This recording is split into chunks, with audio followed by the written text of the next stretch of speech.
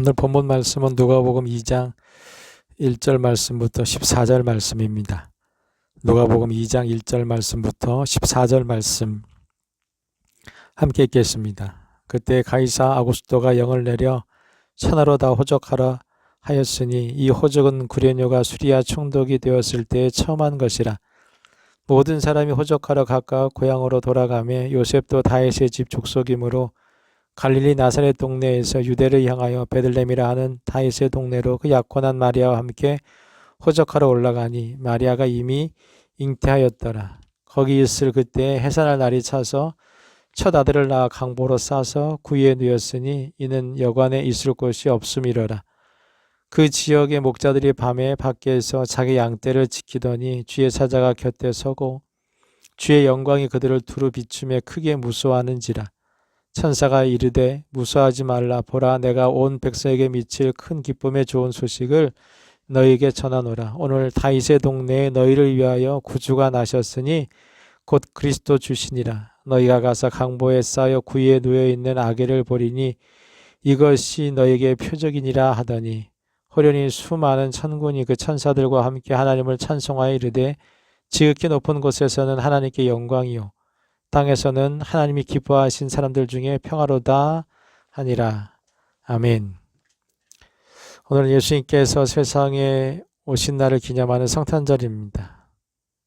예수님의 성탄절의 은총이 행복한 게 모든 성도들의 가정에 함께 하시기를 주님의 이름으로 축원해 드립니다. 여러분들은 누군가에게 중요한 일을 시키려고 할 때 어떤 사람에게 그 일을 시키시겠습니까? 학력이 높은 사람에게 시키시겠습니까? 아니면 능력 있는 사람? 아니면 권세가 있는 사람? 아니면 재물이 많은 사람? 아니면 여러분하고 가깝고 친분 있는 사람에게 일을 시키시겠습니까? 아마 모르긴 몰라도 여러분이 일을 시킬 때 여러분들이 시키는 사람은 여러분들이 그 맡기는 일을 정확하게 행동으로 옮기는 사람일 것입니다. 맡기려는 일이 중요하면 중요할수록 아마 정직한 사람을 선택할 것입니다.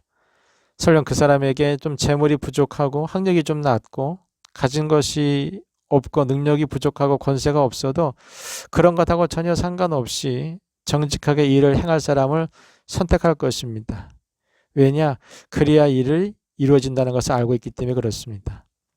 사람들도 중요한 일을 맡길 때, 누군가에게 시킬 때 그 사람의 겉모습을 보는 것이 아니라 그 사람의 됨됨이, 그 사람의 인격을 보는 것처럼 하나님도 마찬가지입니다. 하나님께서도 일을 시킬 때 그 사람의 외모를 보지 않고 그 사람의 마음, 그 사람의 중심을 보시고 일을 시키고 일을 맡기시는 분입니다. 그래서 때로 하나님께서 하신 일들을 보면서 사람들은 오해를 할 때도 있고 이해하지 못할 때도 있습니다. 오늘 본문의 말씀도 그런 말씀 중에 한 말씀입니다. 오늘 본문의 말씀은 예수님께서 이 세상에 태어나신다는 것을 하늘의 천사가 들에 있는 목자들에게 전해주는 그런 말씀입니다. 오늘 본문 1절 말씀에 보면 가이사 아구스도 때에 호적하라는 명령이 내려져서 요셉도 호적을 하기 위해서 그가 다윗의 가문이어서 베들레헴으로 호적하러 올라갑니다. 그때 약혼한 마리아와 함께 베들레헴으로 가게 되는데 이미 마리아가 예수님이 잉태한 상태였고 베들레헴에 있을 때는 해산할 날이 다 차서 베들레헴에서 출산을 하게 됩니다. 그렇게 예수님께서 세상에 오셨지만 세상에 예수님께서 오신 것을 아는 사람은 단 한 사람도 없습니다.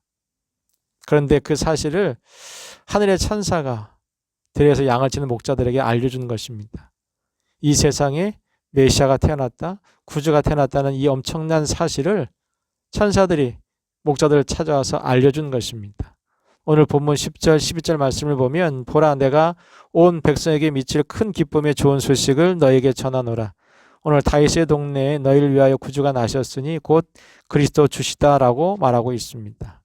그러면서 세상에 오신 메시아를 찾을 수 있는 방법을 알려주는데 강보에 쌓여 구유에 누워있는 아기를 보면 그 아기가 세상에 오신 그리스도라고 얘기해 주는 겁니다. 예수님께서 강보에 쌓여 구유에 누워 계신 것이 세상에 오신 그리스도이신 것의 표적이 될 수 있는 것은 세상의 모든 아기들이 태어나면 강보에 쌓여있긴 하지만 구유에 놓여있지는 않기 때문에 그렇습니다. 어떤 아기가 세상에 태어나서 짐승의 여물통에 누워있겠습니까? 대부분의 아이들은 따뜻한 방 안에 있거나 아니면 엄마 품 안에 있습니다. 그런데 예수님은 태어날 당시에 방이 없어서 마구간에서 태어나셨고 그래서 구유에 누워 계실 수밖에 없었던 것입니다. 근데 그것이 예수님께서 세상에 메시아로 오신 표적이라는 것입니다. 이런 천사들의 말은 하지만 신뢰성이 없습니다. 어떤 사람이 세상에 오신 메시아가 궁궐이 아닌 대저택도 아닌 또 가정집도 아닌 짐승들이 있는 곳에 태어나서 짐승들의 밥통인 구유에 누워있다는 것을 믿을 수 있는 사람이 누가 있겠습니까? 그건 말도 안 되는 일입니다. 이 세상에 메시아로 오시는 분이라면 당연히 궁궐에서 태어나야 되고 아니면 적어도 큰 저택이나 가정에서 태어나야지 짐승들이 있는 마구간에서 태어나고 구유에 누워있다는 것은 말도 안 되는 일이기 때문에 천사들이 목자들에게 전해준 그 말은 실은 믿기는 굉장히 어려운 말입니다. 그런데 오늘 본문 14절 이하에 보면 목자들은 이 천사들의 말을 믿어서 정말 이 세상에 오신 예수님을 보러 나서게 됩니다. 오늘 본문을 보면서 이해할 수 없는 것은 예수님께서 세상에 오신다는 이 중요한 일, 예수님께서 태어나신다는 이 중요한 일을 왜 목자들에게 알려주셨을까라는 것입니다. 예수님이 태어날 그때 당시에 유대에는 왕도 있었고 대제사장이나 서기관이나 바리새인들 같은 종교 지도자들도 분명히 있었습니다. 왜 하나님께서 예수님께서 이 세상에 태어나신다는 사실을 이런 사람들에게 알려주지 않고 왜 하필이면 저 들에서 양을 치는 목자들에게 예수님께서 이 세상에 태어나신다는 사실을 알려주셨을까라는 것입니다. 하나님께서 목자들을 선택한 것은 다른 것 아닙니다. 그 목자들은 하나님의 말씀을 듣고 그 말씀을 믿어서 하나님의 말씀도 행할 사람인 것을 아셨기 때문에 그렇습니다. 한마디로 말하면 목자들은 하나님 보시기에 어떤 사람인가? 믿을 만한 사람이라는 얘기. 하나님께서 일을 맡기셔도 괜찮을 만한 그런 사람이라는 것입니다. 그래서 하나님께서 다른 사람이 아닌 이 목자들에게 예수님께서 이 세상에 태어나셨다는 사실을 알려주신 것이고 그들은 그 말씀을 믿어서 정말 이 세상에 오신 예수님을 직접 찾아가서 보게 된 것입니다. 사랑하는 성도 여러분, 오늘 여러분들은 하나님 보실 때 어떤 모습으로 살고 계십니까? 하나님께서 일을 맡기셔도 괜찮은 사람으로 살고 계십니까? 하나님께서 일을 맡기셔도 믿을만한 사람으로 살고 계십니까? 여러분과 제가 하나님 보시기에 믿을만한 사람인지 아닌지를 알 수 있는 방법이 있습니다. 그건 뭐냐면 예수님께서 세상에 오신 그리스도인 것을 지금도 우리가 전하며 살고 있는지 전하고 살고 있지 않은지를 보면 알아요. 하나님이 분명히 예수님 이 땅에 메시아로 보내셨습니다. 구주로 보내셨습니다. 그것을 믿어서 사람들에게 계속해서 예수님 이 땅에 오신 메시아라는 것을 전하고 증거하고 산다면 믿을 만한 사람으로 살고 있는 것이고 전하지 않고 산다고 한다면 믿지 못하는 그런 사람으로 살고 있다는 것을 말해주는 것입니다. 만약 여러분과 제가 계속해서 하나님의 말씀, 그 말씀을 듣고서도 그 말씀대로 살지 않는다고 한다면 하나님은 우리에게 일을 맡기시지 않을 겁니다. 하나님은 하나님의 말씀을 믿는 사람들, 그 말씀을 믿어서 그 말씀대로 행동하는 사람들에게 하나님의 일을 맡기실 것이고 그 사람에게 은총을 베풀어 주실 것입니다. 오늘 예수님께서 태어나실 때 왕도 있었고 대제사장, 서기관, 바리새인들, 귀족들, 돈 많은 사람, 많이 배운 사람, 능력 있는 사람 많았지만 하나님의 은혜는 누구에게 임했느냐? 들에서 양을 치는 목자들에게 임했습니다. 왜냐? 그들이 하나님의 말씀을 믿는 사람이기 때문에. 하나님께서 믿을 만한 사람이기 때문에 그렇습니다. 우리도 마찬가지입니다. 우리 모두가 하나님의 은혜 가운데 살기를 원한다고 한다면 하나님이 믿을 만한 사람으로 사는 겁니다. 하나님께서 일을 맡기셔도 괜찮은 사람, 그런 사람으로 살게 된다면 우리도 날마다 하나님께서 우리에게 말씀하신 그 말씀의 은혜와 축복을 누리며 살아가는 그런 사람이 될 것입니다. 바라기는 행복한 게 모든 성도들이 하나님께서 믿을 만한 사람으로 살 수 있기를 바랍니다.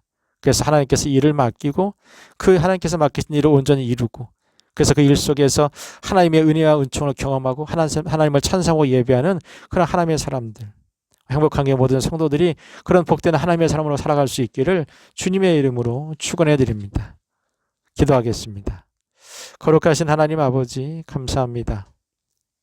저희들을 사랑하시고 축복해 주셔서 이 땅에 살면서 예수님이 메시아신 것을 믿는 믿음 가운데 살게 하심을 감사합니다.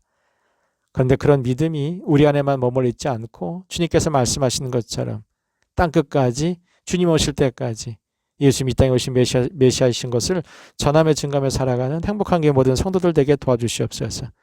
그래서 날마다 하나님께서 믿을 만한 사람으로 살아가는 행복한 게 성도들 되게 도와주시고 하나님께서 맡기신 그 일을 통해서 하나님 주신 축복과 은총을 경험하며 살아가는 복된 하나님의 사람들 될 수 있도록 은혜를 베풀어 주시옵소서.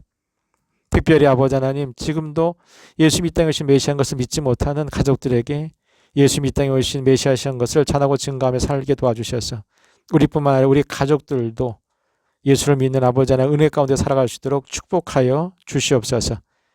지금은 우리 주 예수 그리스도의 은혜와 하나님 우리 아버지의 크신 사랑하심과 성령님의 함께 하심과 교통하심이 하나님의 말씀을 믿고 그 말씀대로 행하며 하나님의 은혜 가운데 살아가며 그 은혜를 또 함께 사람들과 나누며 이 땅에서 주님의 뜻을 이루길 원하는 우리 성도님들과 우리 성도님들의 가정과 부모님과 자녀와 생업 위에 우리 교회와 우리 민족과 저 북한에 있는 우리 동포들과 오늘도 해외 나가서 선교하시는 우리 선교사님들과 그들의 가정과 사역 위에와 우리 고3 수험생들과 군에 있는 청년들과 우리가 중보하며 기도하는 전도 대상자들 위해 이제로부터 영원토록 함께 하시기를 간절히 축원하옵나이다.